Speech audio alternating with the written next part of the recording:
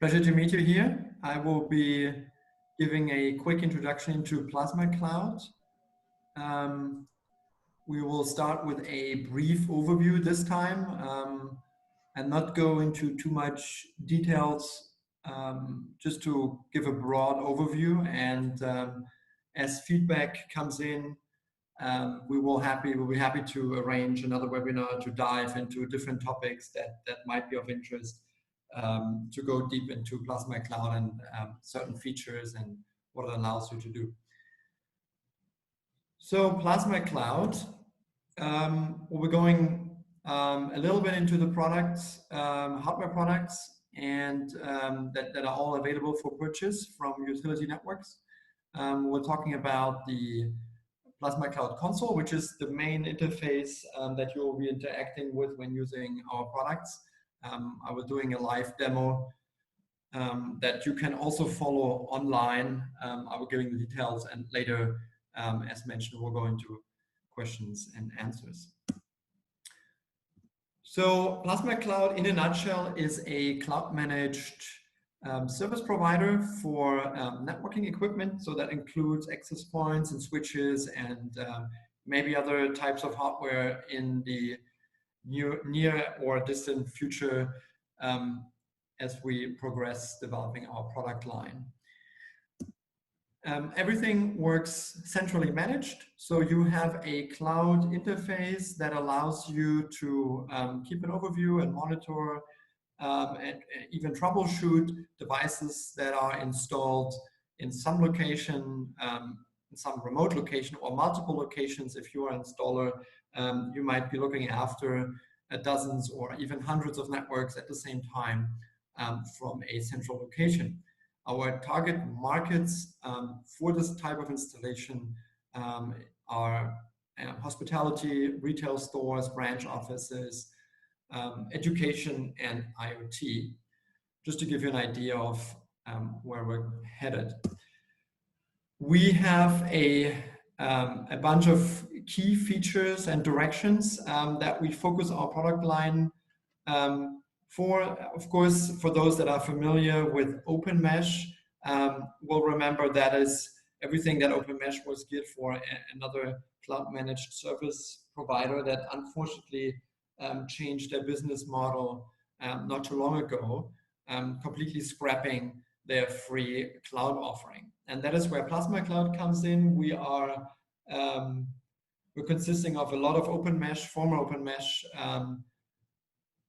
people that came out of Open Mesh in this transition and wanted to keep alive this original idea of having a free, low-cost hardware cloud offering. So we focus on very easy installations, remote access I had managed, and monitoring, troubleshooting, and all the things that you would expect from a remote cloud-managed solution. To make it easy for former Open Mesh customers to take advantage of our platform, we have worked quite hard to build an import tool which will allow you to reuse existing Open Mesh hardware. That is the hardware that is listed right here on the screen. So that ranges from the OM2P models over OM5 PACs, MR750s, to the very latest A40 and A62 access point models. You will have to go through an import procedure, which is documented, and I will be demonstrating later on. It's pretty straightforward and allows you to use the Open Mesh hardware in conjunction with Plasma Cloud, the Plasma Cloud console. A new firmware needs to be installed. That's all handled automatically. And then you can mix your network, have a mix of Open Mesh hardware in combination with Plasma Cloud hardware, all in a unified management console. We also support the Open Mesh S8 Lite switch. The import procedure is not as straightforward compared to the access points due to the very nature how this is built and which hurdles need to be overcome. So I won't be going into details here. but it's just for your information, these kind of models you can port over to Plasma Cloud. Now, we also have our own product line we're pretty proud of. We had to quickly, following the Open Mesh announcement, come up with a product line which resembles very closely to the offering that Open Mesh has and became famous for.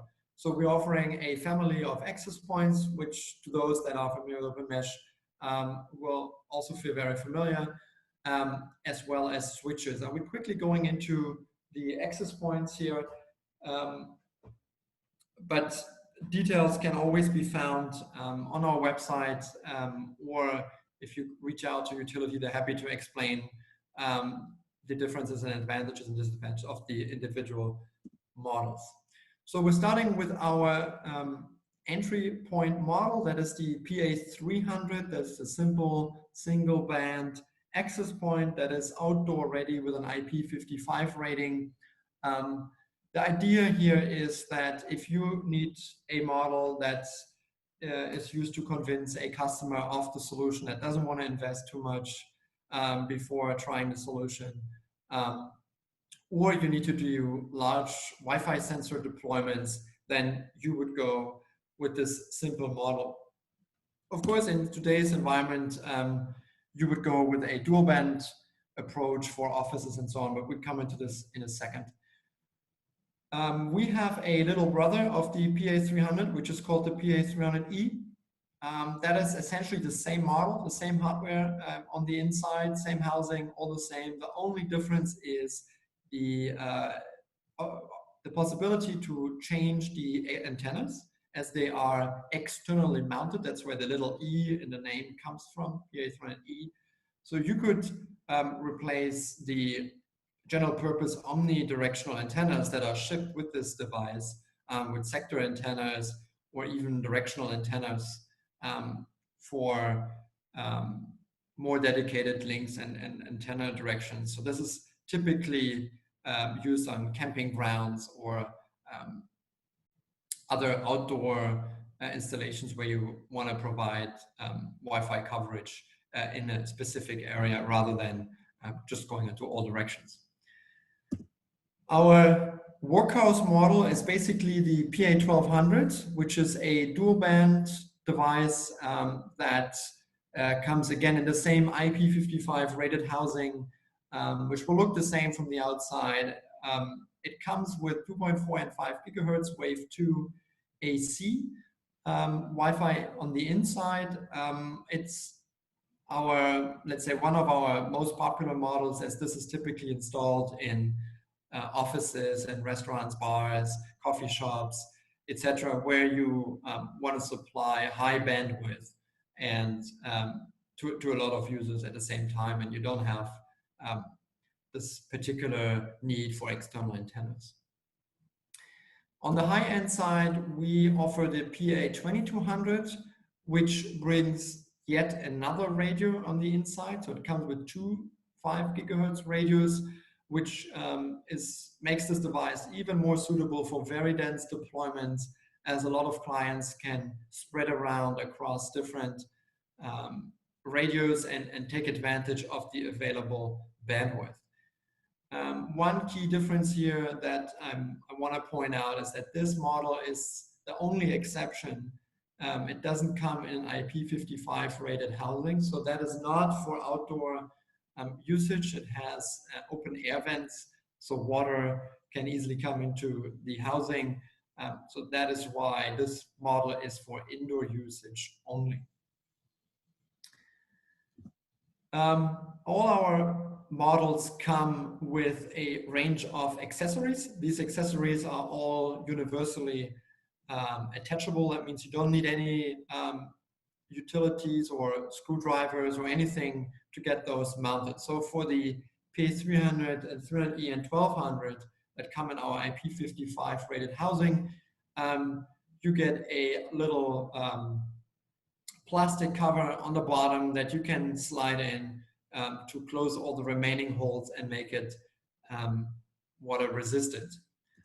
On top of that, you will find that in the packaging, there are a bunch of other mounting options.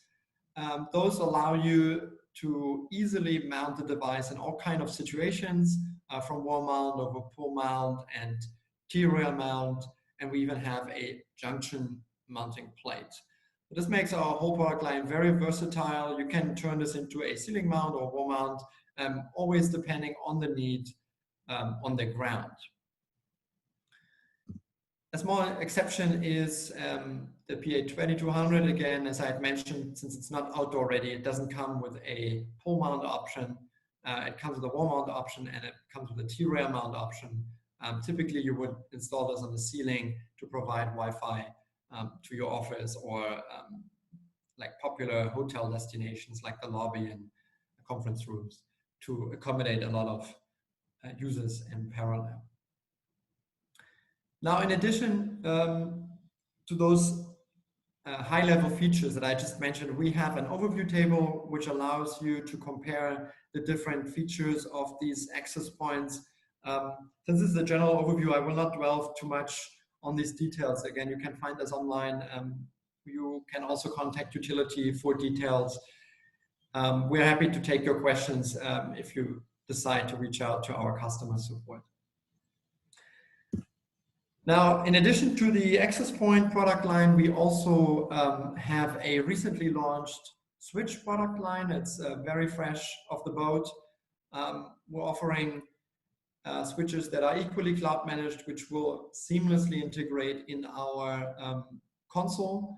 There are a lot of integration points that make managing these two different pieces of hardware very easy and handy.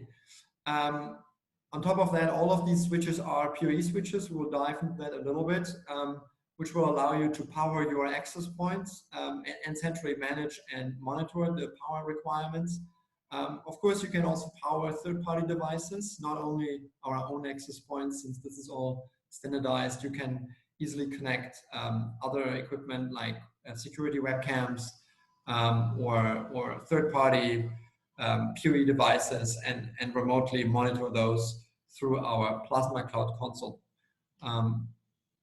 and make this whole a very interesting experience. So we differentiate between 4 models here. We again begin with the entry type model, that is the PS8 Lite. The Lite stands for the lesser PoE budget. That makes it also very cost effective.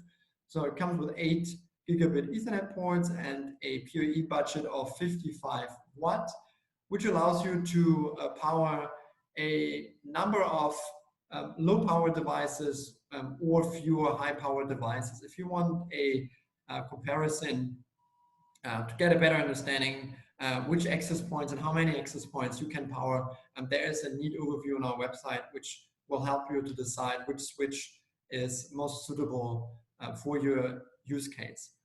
All the ports are PoE powered, so you can just use any port for PoE or without PoE. That will be the same across all the switch models that we have. The more higher end model on our mid-range is the 24 port switch, which comes in 2 variants. One is the half power variant and one is the full power variant. The half power variant is the 24L. It comes with a budget of 250 watts. It allows you to power quite a number of devices and has the added switching capacity so that you can power all these devices and still pipe all the data through that you need.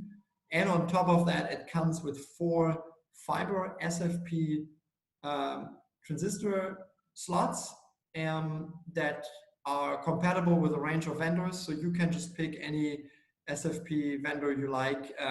Please consult our supported vendor list if you want to make sure that the vendor is known and supported. We have not tested every last vendor. We try to do a wide range of testing to make sure everything works. If there is an issue, feel free to reach out.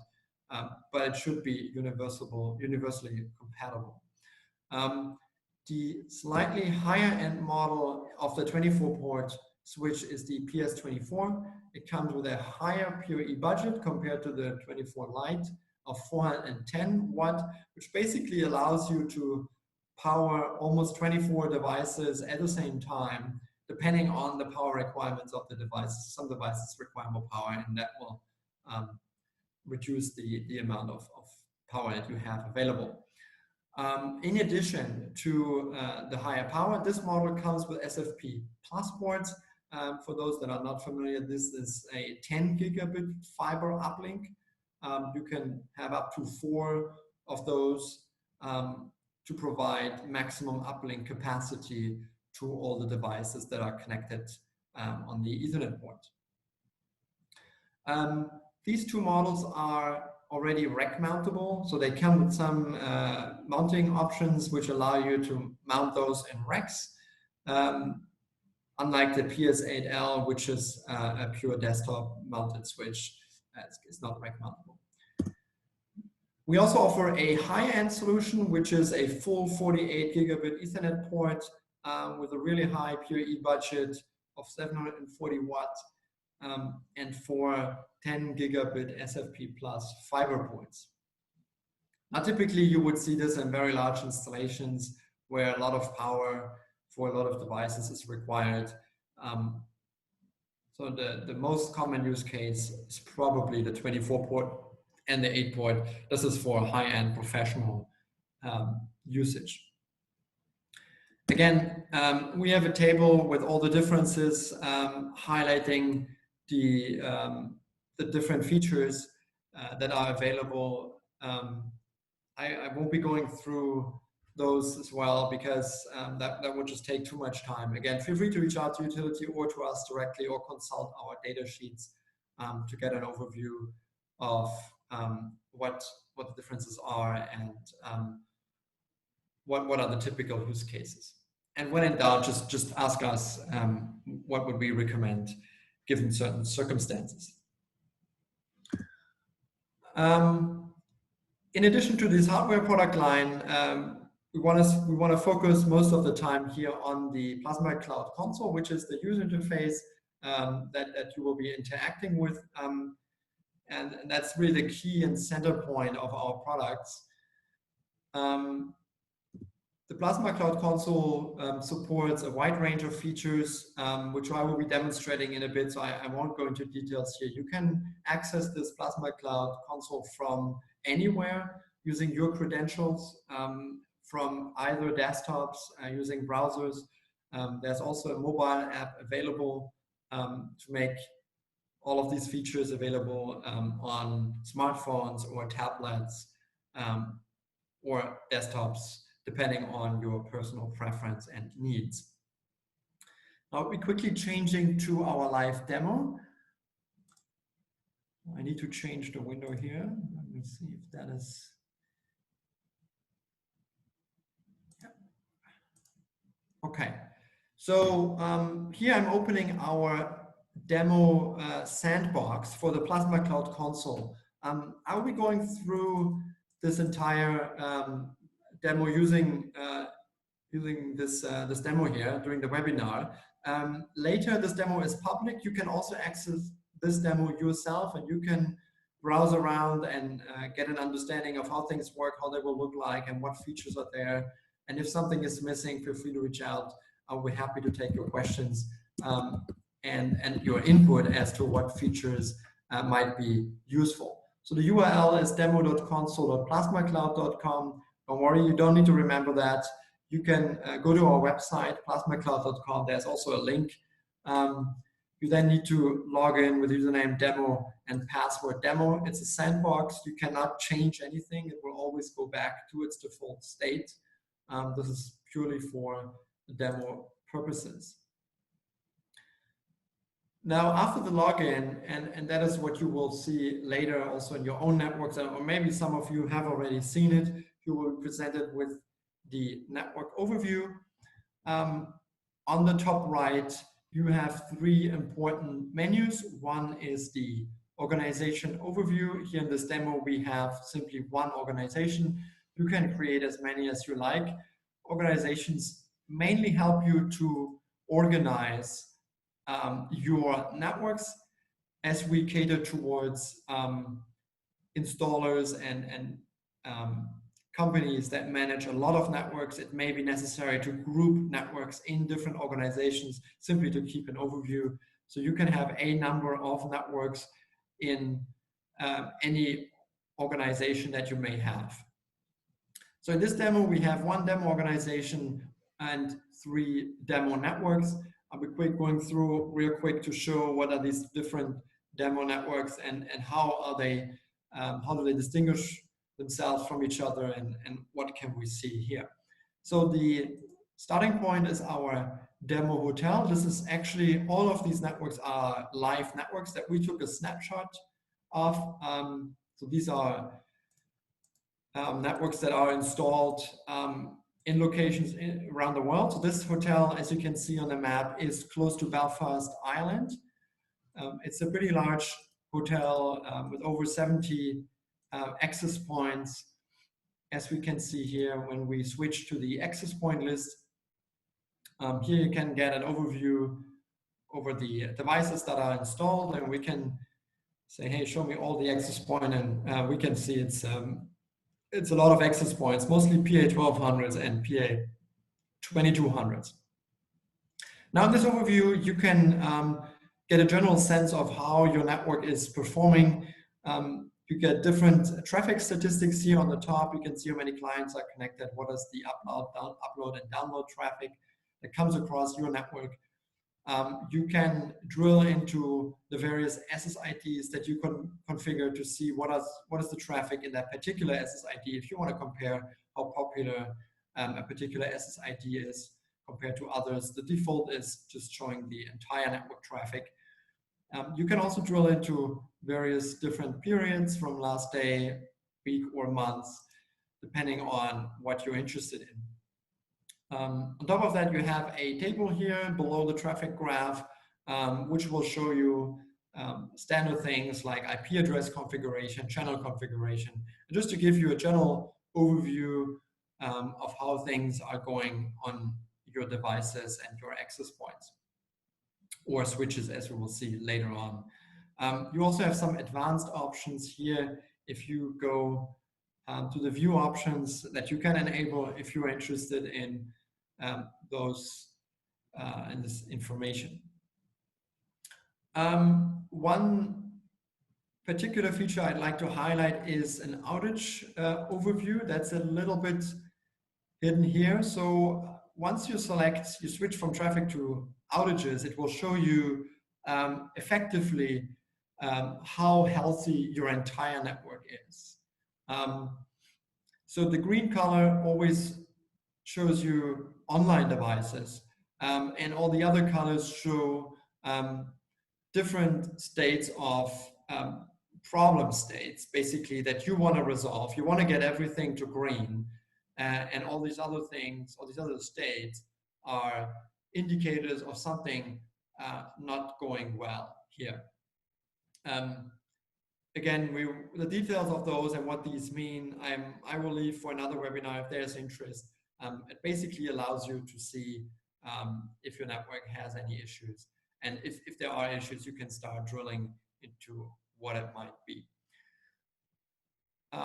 You can always also select a particular device. If customers report issues with particular devices, you can always drill in, and you can just click on this particular device, and you will get, first of all, you get the main outage graph here on top that shows you the entire network, and here you see a dedicated outage graph for this particular device. So this allows you to compare if a particular device has had more issues than other devices.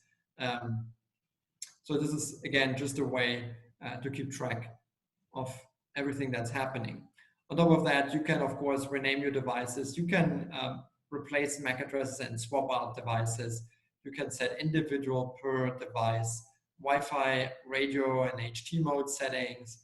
And we also allow to disable the mesh on a per device level.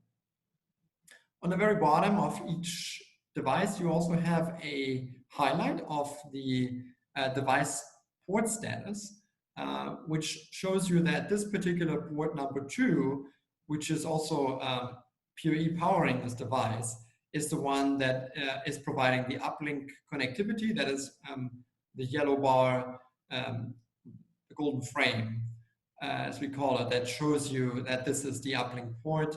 You can see the link speed and how many clients are on the other side, etc. A particular feature that I would like to highlight, as this was an often requested feature, is the ability to assign SSIDs to individual devices. So we will get to SSID management in a little bit, but just as a look ahead, per default, SSIDs are assigned to all devices. But you also have the option to go into particular devices to enable or disable a particular SSID that you may want or not want to be broadcasted in a particular location. So a popular use case is in a hotel where you have a conference room, and every now and then there's a dedicated conference taking place. And the hotel wants to offer as specific service to the conference participants a particular SSID with particular name and particular settings that is only supposed to be available in the conference room or in the nearby areas. And then you would go in here and you would create this particular SSID for this conference. And then you can select this SSID here or deselect the SSID. So I could just delete the marketing SSID here, and then this device, room 991, would no longer broadcast this SSID. Or I can select, and then it will show me the available SSIDs, and I can pop marketing back in, and then it will be broadcasted at this particular location. We have a number of features which are very useful in a number of scenarios, which I will briefly mention. Again, I apologize for the brevity here. We simply don't have enough time to drill into all of these things. One feature which is of particular interest is settings history that has also been recently added. This allows you to keep track of various settings that anyone has made on a particular device or particular network or particular organization SSID. So we offer this feature of settings history across all the different settings that you can make on the Plasma Cloud console. And this will allow you to see when those settings were made, how many changes were made, and you will see that there is a highlight. If you scroll across the available settings, you will see there is a highlight of what has actually been changed between those various times in the past when settings were actually made. Now this allows you to trace back what happened when maybe something broke, and you can also revert into a previously known state. I will leave it at that. We have documentation. If you're interested in that, you can dive into documentation, or we make a specific webinar where we cover those advanced features. Now the demo hotel doesn't have any of our switches, so I'll be skipping over that in this particular network. We have other networks where I can demo these switches in a little bit. I want to go to the client overview. The client overview basically keeps track of all the Wi-Fi clients that have connected or are currently connected to your network. As you're all aware, due to the ongoing corona virus, there hasn't been a lot of traffic in this hotel, and we can see that actually very few clients have connected to this hotel over the last months, and there was very little data being transferred because this hotel was in lockdown. So below this traffic graph, which is very similar to the access point and switch view traffic graph, you have the client overview table with standard statistics telling you how well this client is connected and when it was last connected, to what device it was connected. All standard information to help you handle customer support requests.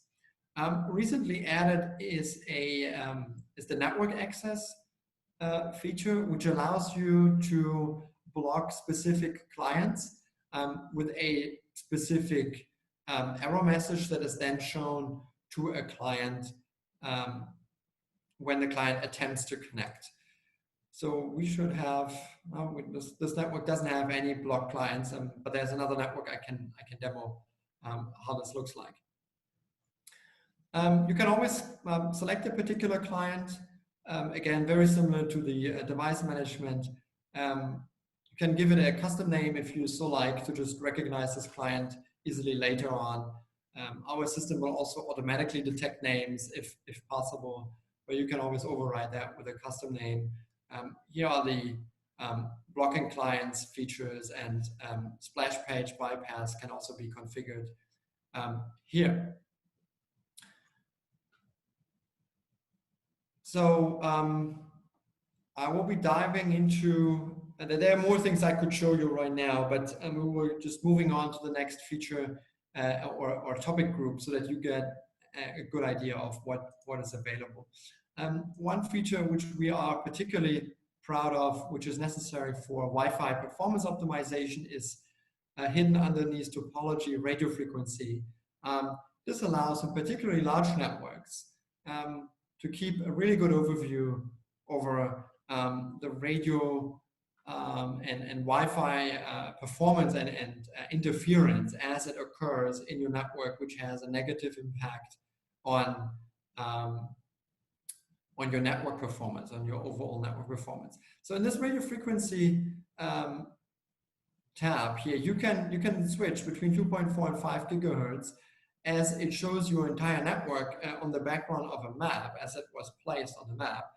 And the difference here is that you can see the channel assignment on these devices. So if you place your devices correctly, you can already determine if neighboring devices have a high chance of overlapping here. Now you can also click on a particular device and you will get the view of this particular device, the Wi-Fi view and interference view, telling you how well the channels and HT modes are laid out in comparison to neighboring devices, whether those are your own devices or third-party devices. You can see here that the gray area shows the Wi-Fi frequency of the device itself, and all the blue the blue graphs here, those are neighboring devices, and here are the names of those neighboring devices, so that you can clearly identify what is the neighboring device which interferes to a certain degree or does not with your own device. Now you can either manually tweak your network to achieve this kind of clean or at least interference, which is always what you should strive towards when you install your Wi-Fi network, or you can rely on our Wi-Fi AI to automatically manage all of these devices. And that's also what is being done here in this particular network. They have activated the Wi-Fi AI, which performs regular analysis on your network. It gathers data and then optimizes all the devices and all the channels and HT modes and everything for best performance, or lays out the channels and tries to minimize interference as best as it can inside the network, as well as with third-party networks which may be interfering with your own network. So below all of these status information, which allow you to monitor your network remotely, we have a number of settings that you can make.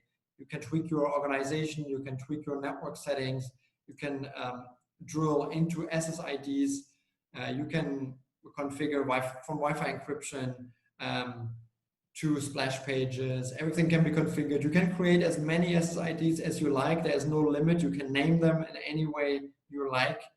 There is virtually no limit here. We also introduced the concept of VLAN management. I will go into this a little bit as I will be talking about switches. So here you can create and manage your VLANs and later assign them to either access points or switches. And you have also the opportunity here to manage splash pages.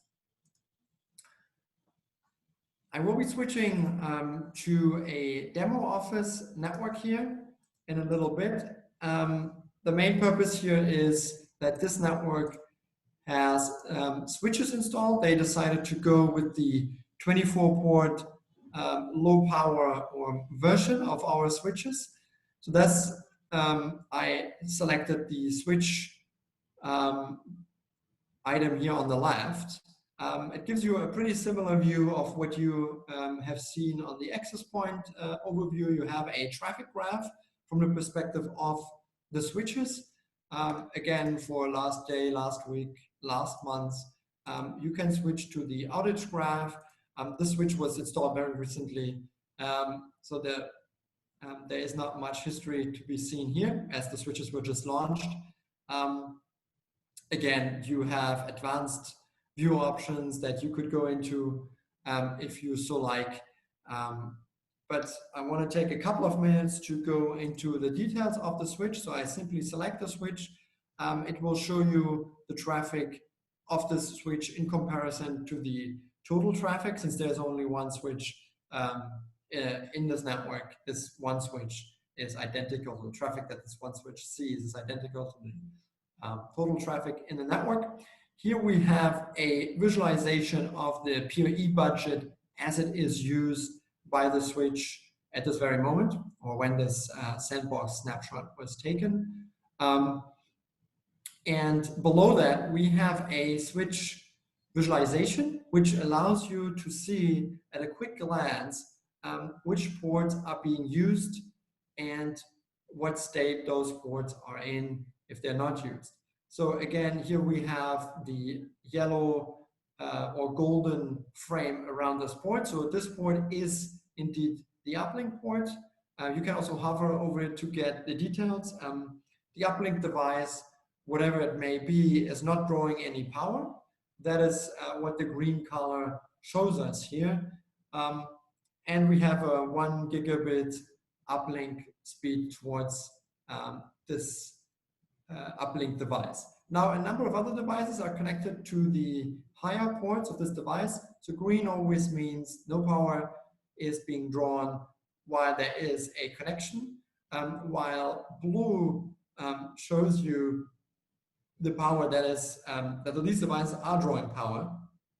You can see how much power they're drawing and how many clients are connected behind these ports. So should you chain multiple switches, you can easily see the load on particular switches.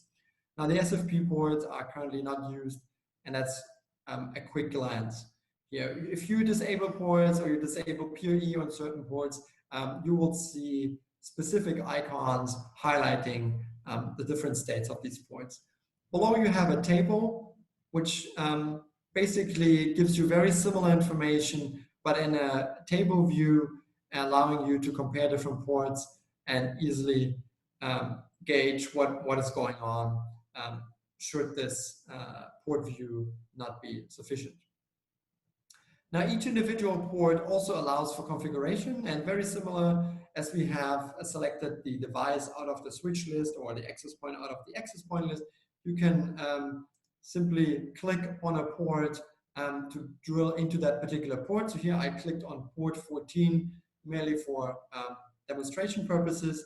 You can enable or disable this particular link, or you can set it to a fixed speed if the auto negotiation should not work. I mean, we recommend leaving it on auto as this always dynamically adapts, but there are cases in which that is not really working well. And there are compatibility issues, or you can manage the PoE settings here, and later we will add some more features where you can assign PoE priorities, etc., should the PoE budget be exceeded. So you will see a couple of more port features that you then can manage here. We could always go to the next port here, and we could cycle through all the ports if we want to. But I want to take a minute to dive into the VLAN settings. This is where you will assign all your VLANs to your switches. And contrary to many other VLAN management interfaces that we have seen and studied before designing our own, this is a very visual way to assign VLANs. So you would create a VLAN beforehand. The management VLAN is automatically created and will always be there for you as the default. Then you can create your own VLANs that match your environment by either clicking the plus button here and just give it a name and assign the tag, or go on a side menu, the VLAN management, as I had demonstrated earlier. And then you can go onto your switch and you can simply select and click on any port to say, well, this VLAN should be the default VLAN, which means this is for untagged traffic. So if any untagged traffic should hit the switch, it should automatically be assigned to the VLAN that is currently selected, which is the default for the management VLAN on all ports. Or you can switch to allowed VLAN to manage advanced VLAN settings in your network. And then you can just select your port and say, okay, for this particular port here, I don't want this to be the default. I want this to be a managed VLAN port for this particular VLAN. And then you can cycle through your VLAN list, and you always have a good overview of what is this particular VLAN doing across all my ports. Where does it go in? Where does it go out? And how is it configured? Again, below this visual representation, we have a table view, making it easier if you have a lot of VLANs to compare on how many ports a particular VLAN is assigned. You can also get the same information by hovering here, which may work for a small number of VLANs, but if you are really going into an environment where a lot of VLANs are required, you will need a table overview. So that is the key points here for the VLAN settings.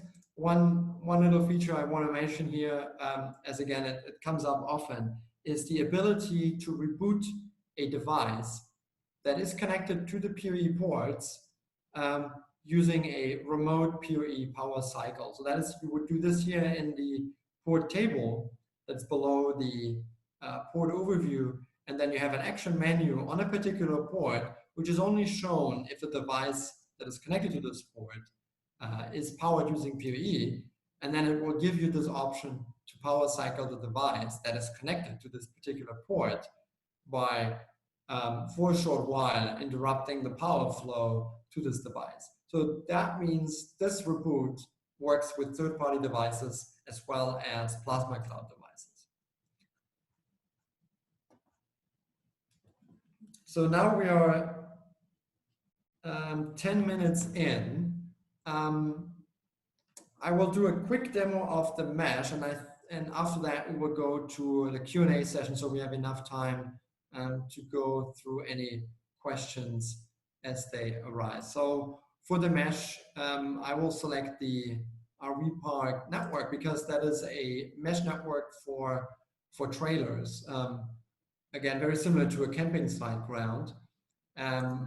So we have a range of access points in this network, and here we can see this customer decided to port over a bunch of OWN2Ps to our platform, and now running inside Plasma Cloud. And you can then, if you have a mesh, you can go to our mesh topology overview, which gives you a really quick glance at how your mesh is operating, how things are wired, and working together. Basically, you can see easily here that there is one gateway which supplies internet connectivity to all the other devices, all the other mesh devices in the network. So all the devices using this one device as uplink, just by hovering over it, you can see all the devices that use this as a gateway are highlighted in yellow, all these paths. And so since all paths are highlighted in yellow, it means there is only one gateway being used. You can also hover over individual devices to see what this particular device is doing. And it will show you the throughput towards the gateway. And this is a very brief overview over Plasma Cloud. There are many, many more things I could drill into. If you are interested in particular topics, feel free to reach out to utility or to us directly, and we'll be happy to consider your input and arrange for detailed sessions on whatever topic you find interesting. So maybe I hand back the microphone here to Damien to handle any questions that might have come up. Thanks very much, Marek. It's been very quiet on the question front. Actually, we haven't got anything come through. If anyone's got any questions they want to ask now, feel free to put them in the Q&A window. We'll hold on for a minute, see if anything comes up. If not, I think we can finish the session there. I hope it's been useful for everyone. And if you've got any other questions about pricing or any technical questions, please give us a call, and one of the guys here will be more than happy to help out.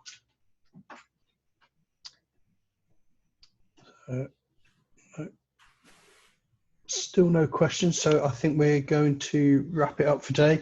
This has been recorded, so we will try and put it online for everyone if you want to watch it again later or share it with any of your colleagues. But for now, we'll end the webinar, and thanks very much again, Marek, for your time, and thank you very much for everyone joining in. Yep, thank you very much for your attention, and we'll hope to receive your feedback soon.